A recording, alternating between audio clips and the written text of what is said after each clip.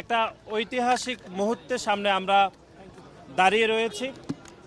বিশেষ করে আপনারা জানেন যে গত 17টি বছর বাংলাদেশে যে গণতান্ত্রিক আন্দোলন হয়েছিল, সে গণতান্ত্রিক আন্দোলন অগ্রযাত্রায় আপনারা দেখেছেন যে বাংলাদেশে 3টি অবৈধ নির্বাচন হয়েছিল। বিশেষ করে 2014 সালের একটি বিনা ভোটের নির্বাচন, 2018 সালের একটি নিশিরাতের নির্বাচন এবং 2024 সালের একটি আমিডামি নির্বাচনের পরে আপনারা দেখেছেন যে অগণতান্ত্রিক ব্যবস্থা কায়েম হয়েছিল এবং জুলাই এবং আগস্টে ছাত্র জনতা তাদের নিজের বুকের রক্ত দিয়ে যারা প্যাসিবাদ তৈরি করেছিল সেই প্যাসিবাদকে তারা বিদায় করেছে।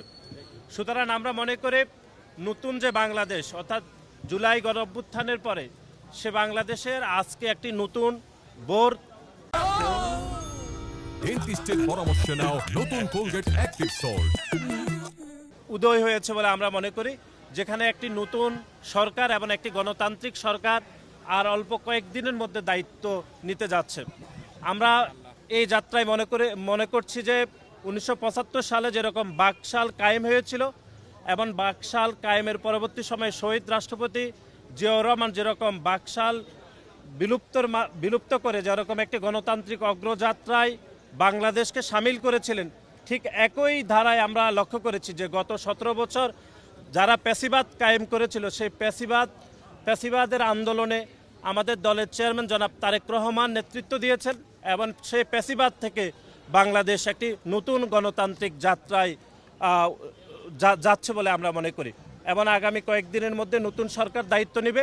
আজকে আমরা আসলে মিলাদ এখানে পড়েছি, বিশেষ করে আমাদের দলের সাবেক সফল প্রধানমন্ত্রী, আমাদের দলের সাবেক চেয়ারপারসন দেশনেত্রী বেগম খালেদা জিয়া এই গণতান্ত্রিক আন্দোলনে তিনি নেতৃত্ব দিয়েছেন। ওনার বিদায় আত্মার মাগফিরাত এবং যারা গণতান্ত্রিক আন্দোলনে শহীদ হয়েছেন তাদের বিদায় আত্মার মাগফিরাত এবং দেশবাসীর নিকট আমরা তাদেরকে শুকরিয়া আদায় করছি দেশবাসী যে তারা বাংলাদেশ জাতীয়তাবাদী দলের উপর আস্থা রেখেছেন, সেজন্য আমরা আজকে মিলাদ আয়োজন করেছি। আমরা মনে করি আমাদের দলের পক্ষ থেকে বলা হয়েছে কোনো বিজয় মিছিল করা হবে না। এই সক্রিয় আয়োজনের মাধ্যমে দেশের মানুষের প্রতি আমাদের যে শান্তির বার্তা সেটি দলের পক্ষ থেকে পৌঁছে দেওয়া হচ্ছে। আপনাদের সবাইকে ধন্যবাদ।